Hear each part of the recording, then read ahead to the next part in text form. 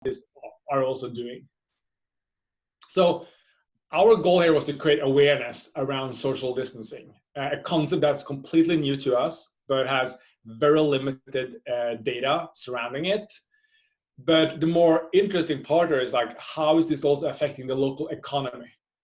Because like the human mobility behavior has changed drastically overnight, and companies and organizations, we all waiting for the recovery, right? We don't know when it's going to happen, how it's going to happen, or where it's going to happen first. But it is data points like this that will allow retailers and real estate companies to be prepared for the recovery that we're all hoping for. So it's we hope that this can be a tool to create social awareness around human mobility. In the last 3 weeks, more than 4 million people have used this tool. Governors, mayors are using this on a daily basis in their daily syncs with their teams to understand how should they approach policies. And I think we're coming up to a very interesting time now, right? Because now we're starting to see that states are about to open up. I see that Georgia are saying, hey, we're going to open up on Friday next week. We know that Nevada is encouraging also hotels and casinos to open up. And like, how's that affecting the human mobility patterns? And how's that affecting the real estate industry? How's that affecting retail? That's some of the insights that this tool and what we're working with Cherre on to provide. Great, thank you so much, Thomas. LD, can you tell us more about Cherre's framework for analysis and what data went into developing this framework and why we did this? Yeah, sure. So we started working with our existing clients first and foremost when they started calling and asking, what does this mean? What can we do later? And one of the most interesting things is we all kind of want to focus in on all the bad that's happening around us, and it's natural because we're kind of in the thick of it, right? And in some places we still haven't reached the peak, and of course in New York it's a little easier. We've kind of passed it, but most of our clients are a lot more focused on, well, what opportunities do we have that we can capture right now that otherwise would not be available, and what opportunities are going to happen when we come out of this that we would like to capture and double down on, right? And the vast majority of the clients that both of us have out there are very sophisticated ones, and we started working with them exactly on that. We wanted to be able to share a little of what we've been working on, and our model has been very straightforward, driven around actions and not around trying to analyze virus spread. So it's not something obviously that we're good at, and it's also something that a lot of people who are very good at are not very good at right this minute, because it's very hard to predict something for which we don't have very recent data, and the older data that we have going back, maybe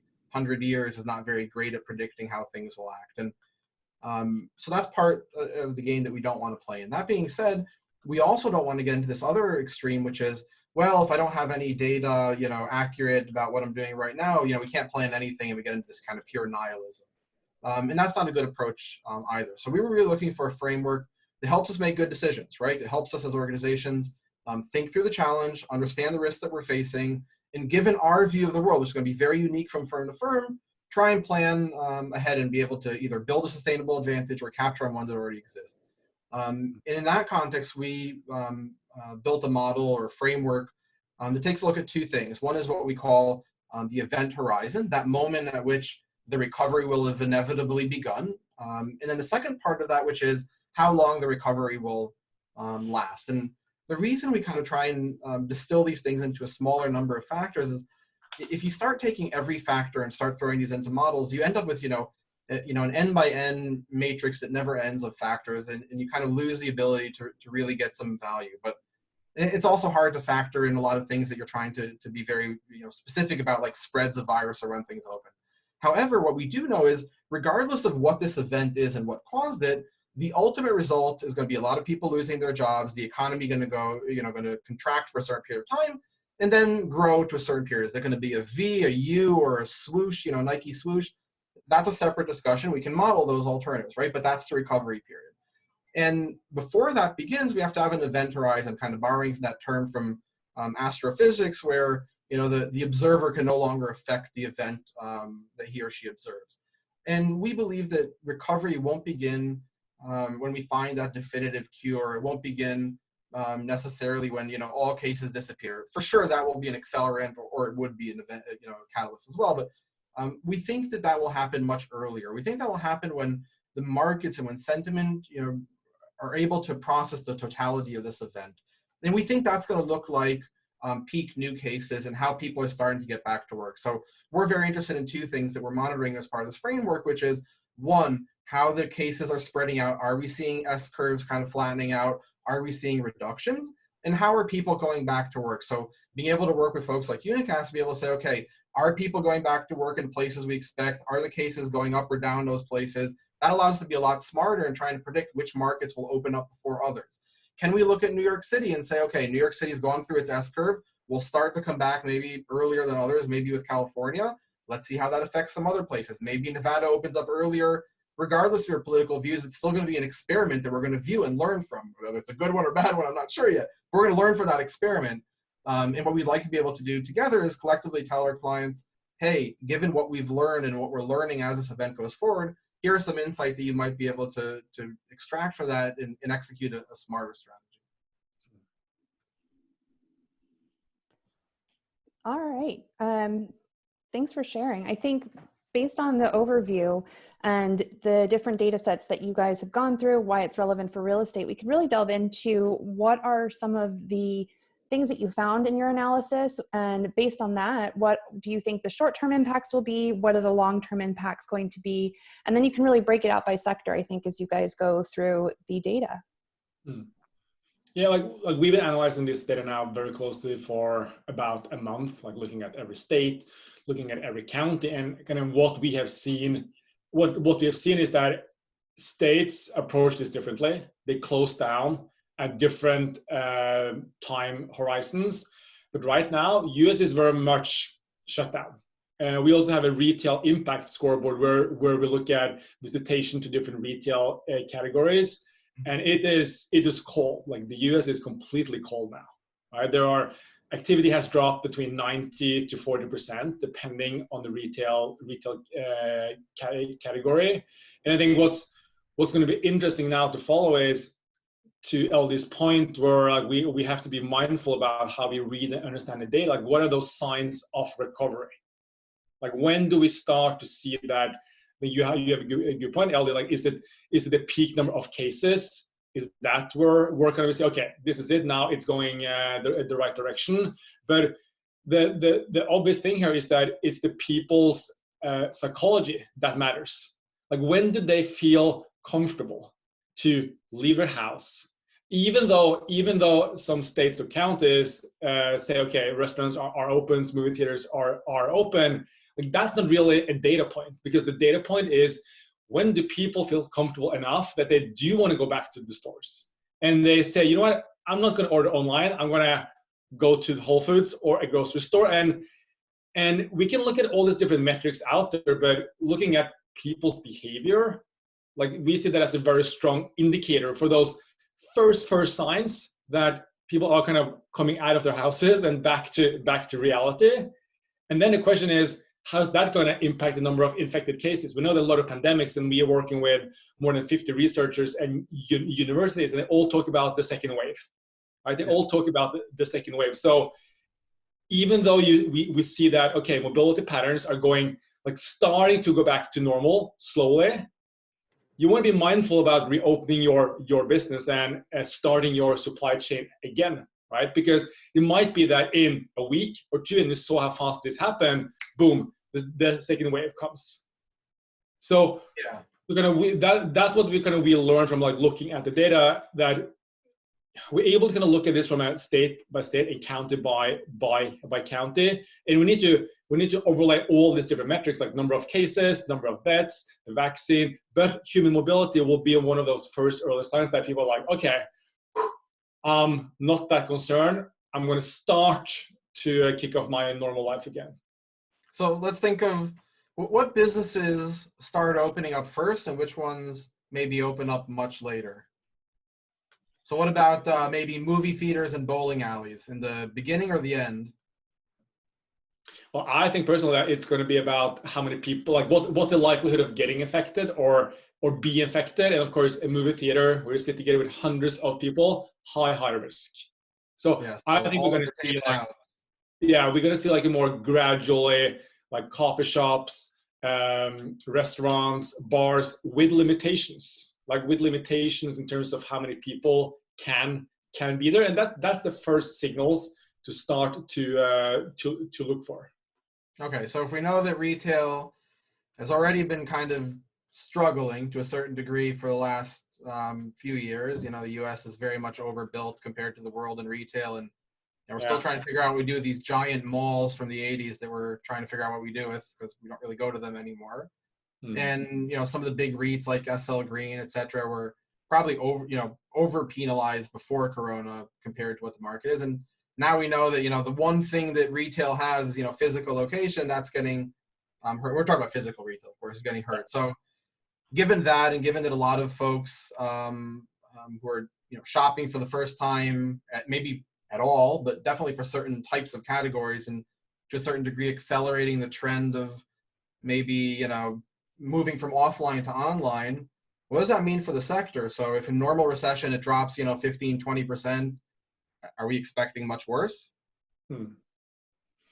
Yeah, I think that's a big question. Like when is activity, if you talk about foot traffic to retail, when is that coming back to normal? The normal levels before COVID.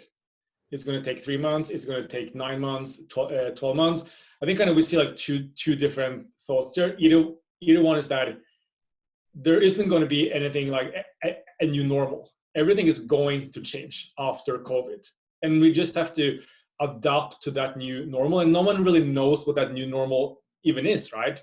But you need like quality data to understand it. And then you have the second school, which is like, yeah, you know what, people will forget this in 3 months' time when the media stops talking about this and we're back to the campaign race. Well, we are back to normal. I'm more of the first part there. That I think like this is going to change because we have changed our consumer behavior overnight.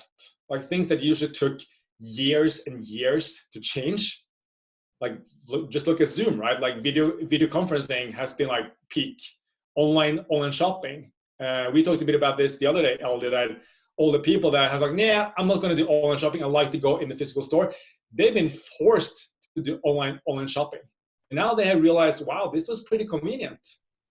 I should just continue to do this. So I think we can have all these different theories about where, like what's the new normal is going to look like. Honestly, we don't really know, but working with different data sets, and you guys have a lot of other very interesting data sets on your platform as well, allows us to start to see these signs of like, how is that new normal going to look like? Yeah, and I would say I'm probably a little more in the middle than you are in where this goes. I tend to agree that a lot of major trends are going to accelerate. I mean, clearly this is one of them. Another one we'll talk about in a second, maybe what the new office looks like. But I also think that as a people or as a species, we're not really great at learning from our past. And I have a sneaky suspicion that once we go back to normal, whatever, you know, presumably this will be we'll go back to normal sometime this year. If it's a couple of years like this, you're definitely right. But my gut tells me that if we start going back somewhere in the next few months, this quarter, we'll somehow collectively become stupid again, and we'll learn a little, but probably not as much as we should.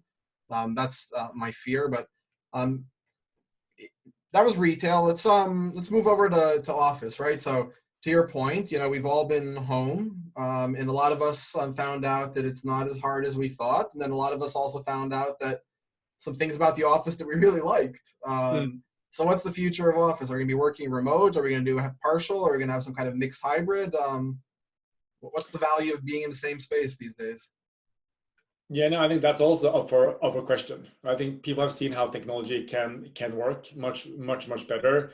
I like the term that people say this is social distancing. It's actually not social distancing; it's physical distancing, because there's been a lot of surveys recently about how teams are way more connected, way more social, because the fact that you are physically disconnected from each other, it requires you to communicate much, much more.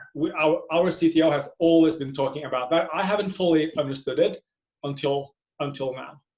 So I think it's a bit kind of based on what kind of company you are. I think some companies were very much set up to work remotely before this happened. Other companies have been struggling just because they didn't have that in their DNA. They didn't have the technology available. So I think we're going to see, I do think we're going to see that the way of working is going to change. People have realized that this actually works. It works, the technology works, people can be efficient, people can communicate, but I do really think that people are missing the physical presence of their co-workers. So it's not going to go away. I think it's rather just going to be change in the fact that you might not be 5 days in the office. You might be 3 days in the office.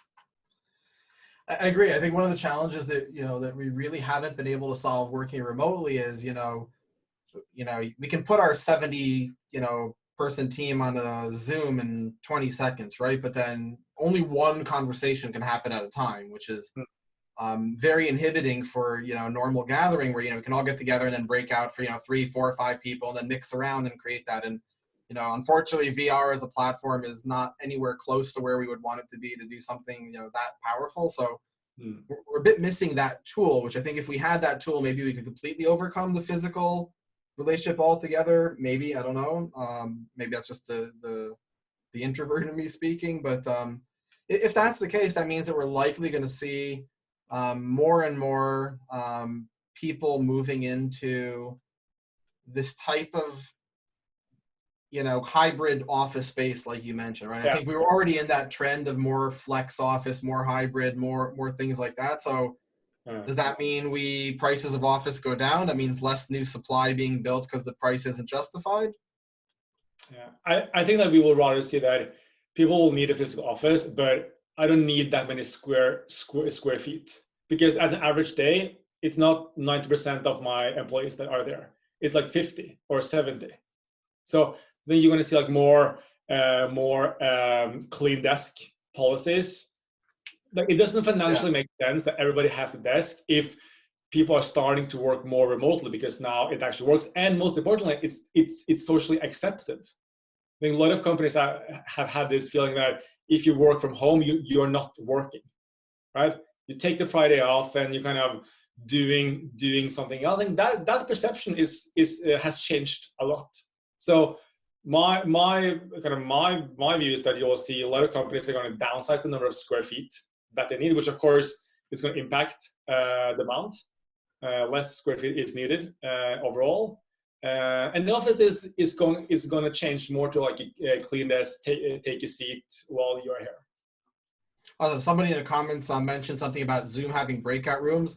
It is. I mean, you can always create a separate chat room for every one of the Google Hangouts or Zoom or whatever. I mean, it's not the matter of the medium. It just, I can't see you on one side of the room, have a conversation here, slowly move over to that one and back. That the fluidity of human contact, that organic type of movement, we just really haven't been able to replicate that in Zoom. That was my point. But to your point, I was about office off. I think that's a trend we've already seen to a certain degree, right? If we went back to, I don't know, maybe the 50s, everybody had a desk and some cubicles in the middle, and, more and more cubicles to, more of this startup kind of environment like you and I have, kind of more of these like, big rooms where people move, and maybe some of the desks are swappable and some of them are more permanent. Mm-hmm. And maybe the CEO has an office. I don't know. I don't have an office, and it's weird to me to sit in one. I like being in the huddle.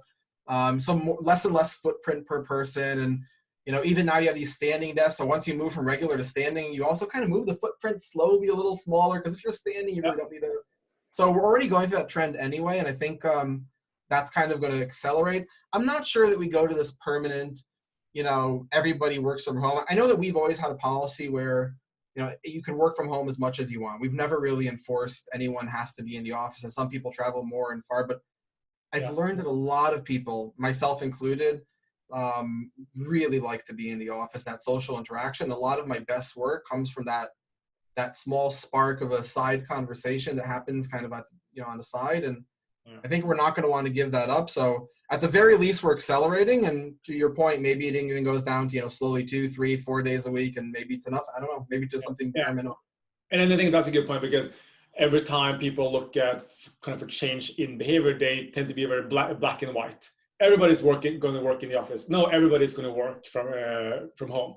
That's not the case. We're just going to see like a slowly acceleration towards a trend that we have seen over the last 5 to 10 years.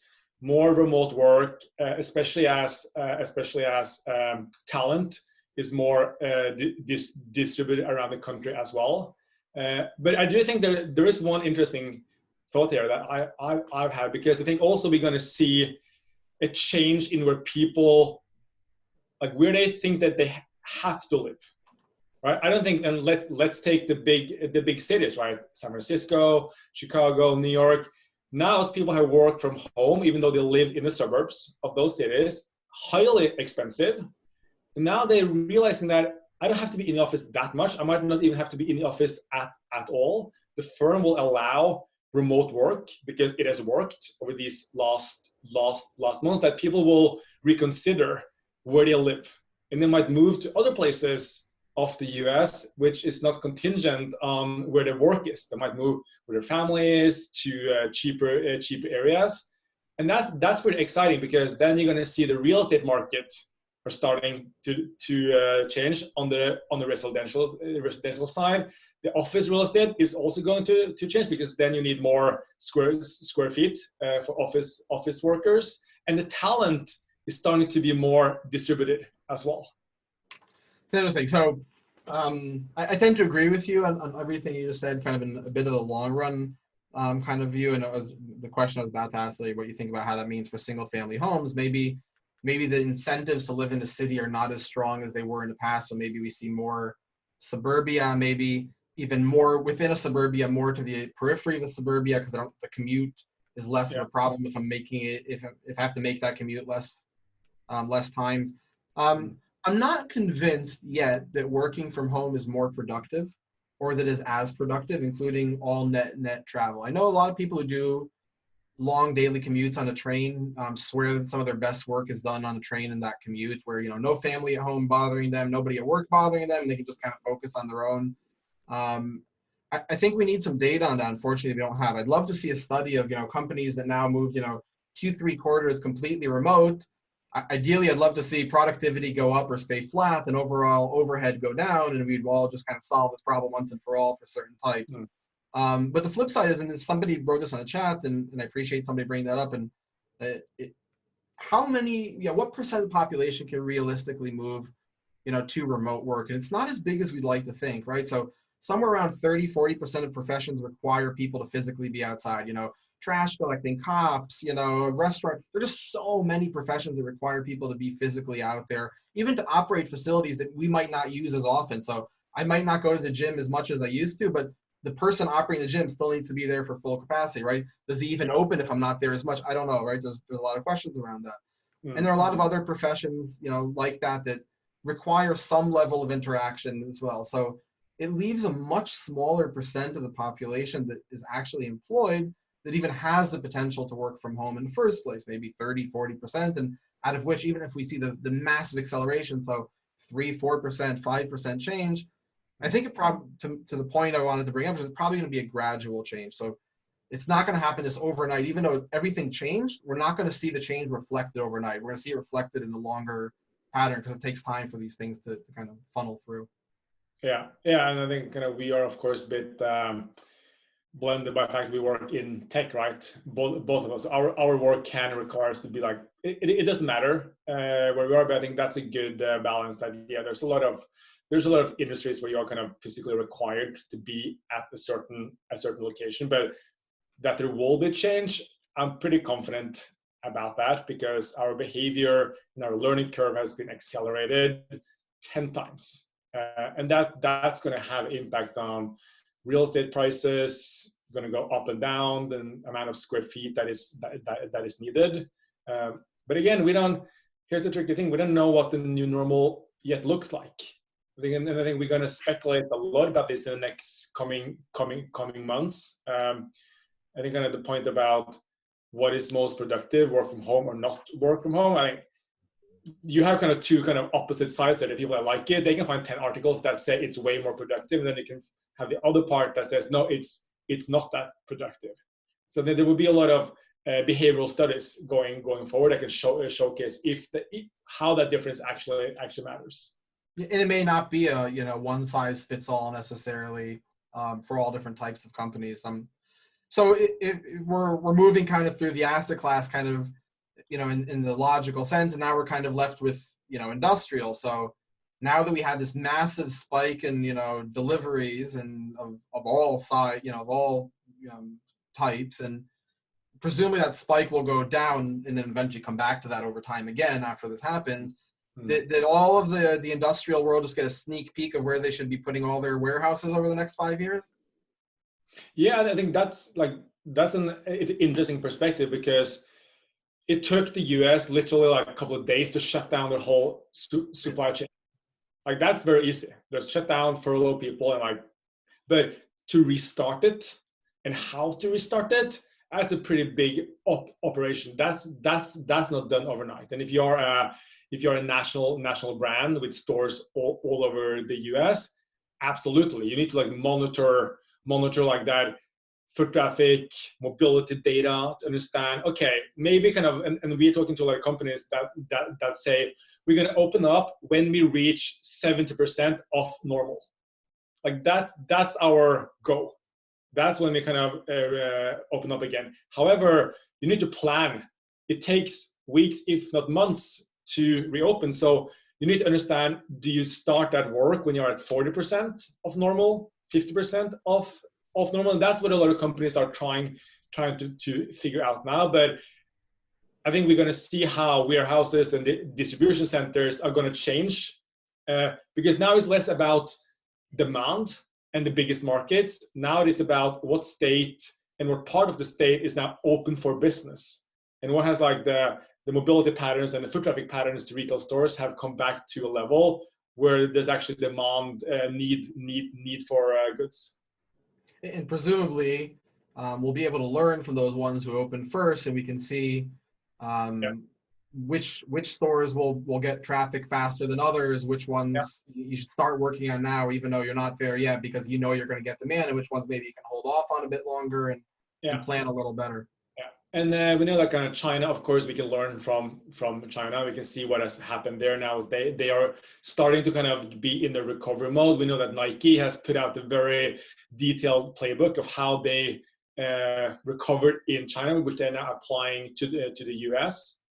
So there's a lot of these data points across industry verticals and companies that I think company will learn from each other. I think we're going to see a much larger share of collaboration among sharing data, understanding what is working or not, because it doesn't really help if just a couple of brands, a couple of stores in a certain region opens and are successful.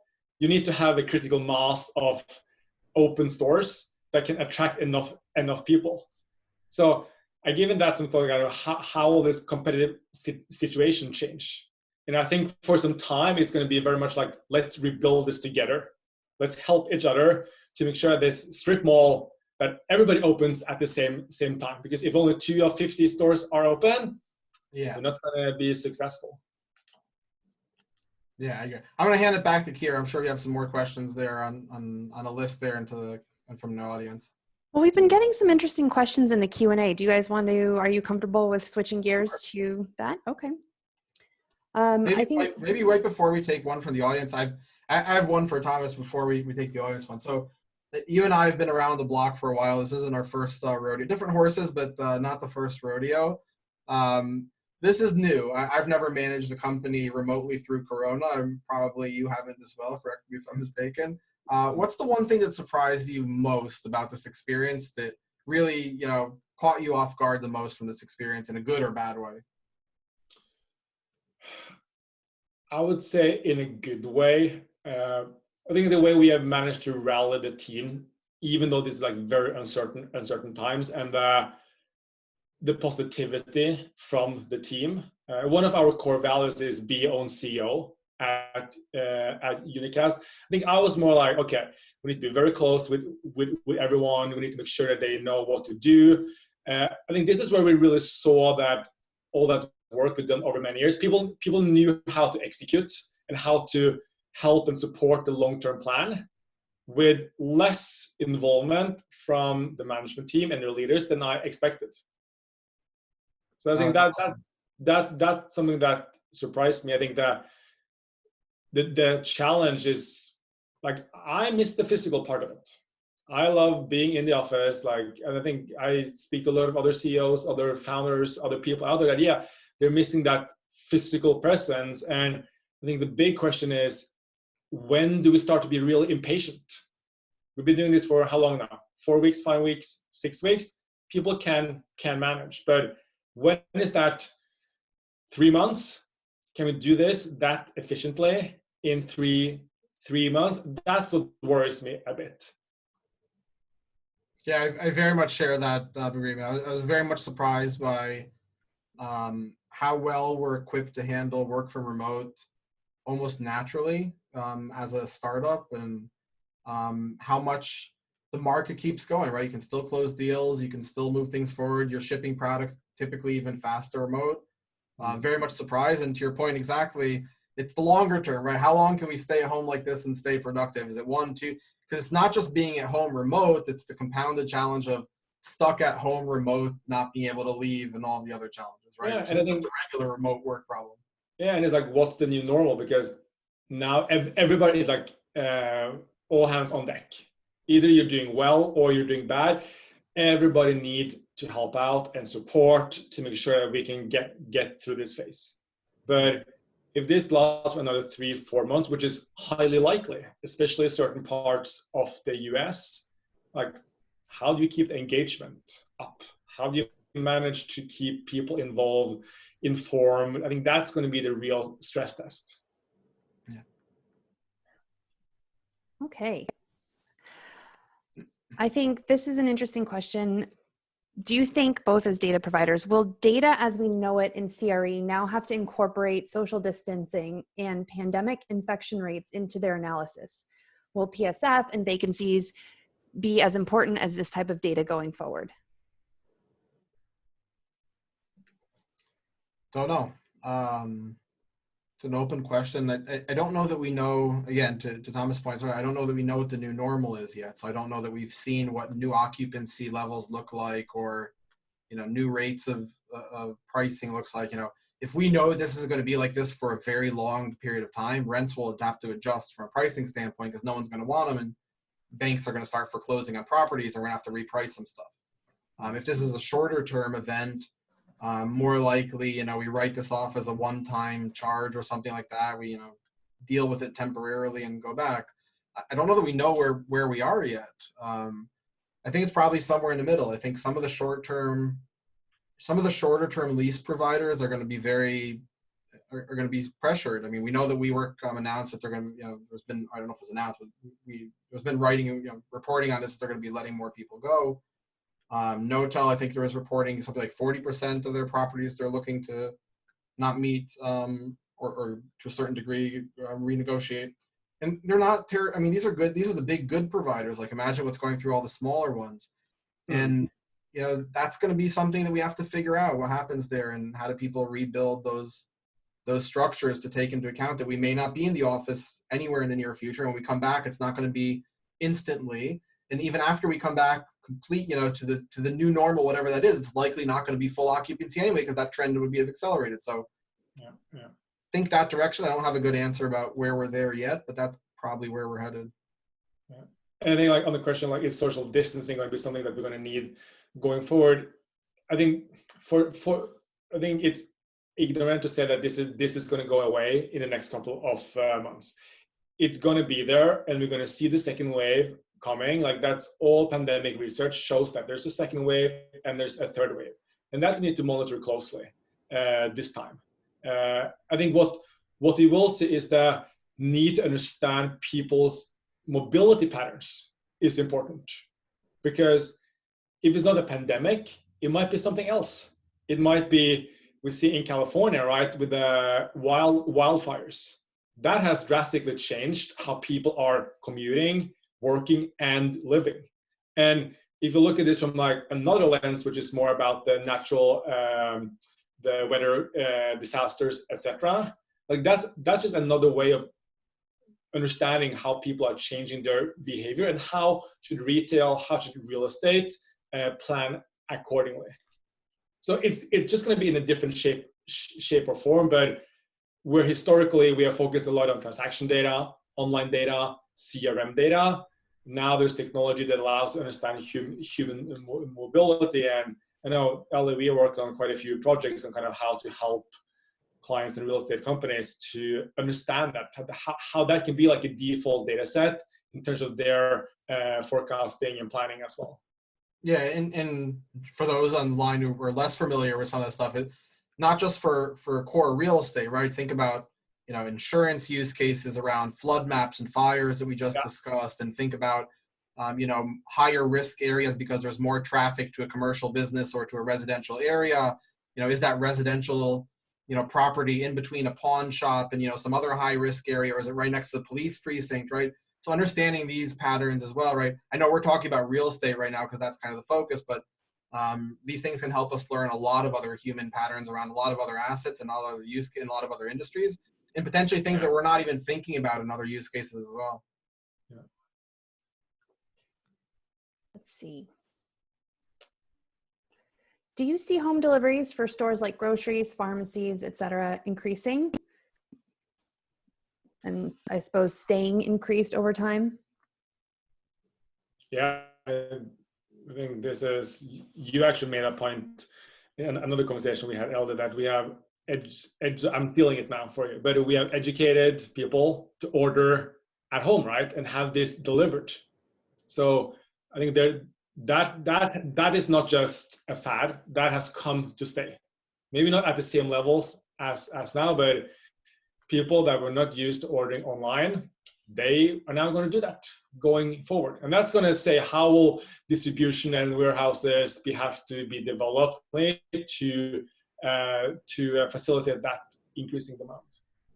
Yeah, I mean, I know that folks in the, that are building residential, it's true for commercial as well, but definitely on the residential side, the package rooms are doubling in size every new round of building. And no matter how much, no matter how much we dedicate space for packages, somehow it's not enough. And I know some of the folks here, I'm sure on the phone are in that space trying to figure that out. And, do we buy this news story of Amazon delivering drones on the roof? I know some of the folks in the big shops have been asked by Amazon to trial some of these things. And we'll see if those are successful, or some of these start falling out of the sky and making us less excited. But I think we're going to see acceleration of this trend of more home deliveries of almost everything. So if you have never shopped at home, you're going to shop a little more at home. Whatever you've shopped, whatever category you didn't buy up until now. Usually groceries is the last one because you really want to touch those fruits and vegetables,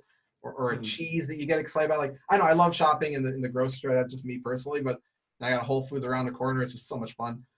I think that's like the last bastion. But even that, we've been shopping, fruits and vegetables online for the, I don't want to go, into the Whole Foods underground, but also I don't want to wait in line outside, for half the day just to get inside. We're probably going to see more of those deliveries in the future because we've trained ourselves to get used to it. So we'll probably have good delivery services for that too. And it lies in the psychology, right? Back to, when are people comfortable enough to be outside and like be close to other people? And I think that's going to take a long time for a lot of people, depending on where they live in the US. We see a lot of retailers that are now doing more curbside pickup, not just as a temporary thing, but it's actually going to be like a default thing of their offering. Groceries, coffees, food, just like having like a system. And that of course requires them to set up that in a scalable way, not as it's being done now. And that, so we're going to see like so many small implications. Like, what about apartment buildings that now need massive freezers to store all the groceries from Amazon and other grocery chains? Like, they need to like implement that as well. I was going to say, so home haircuts, here to stay or a fad? Or you just cut your hair yourself like I did. I think that's you're going to see a lot of. Yeah.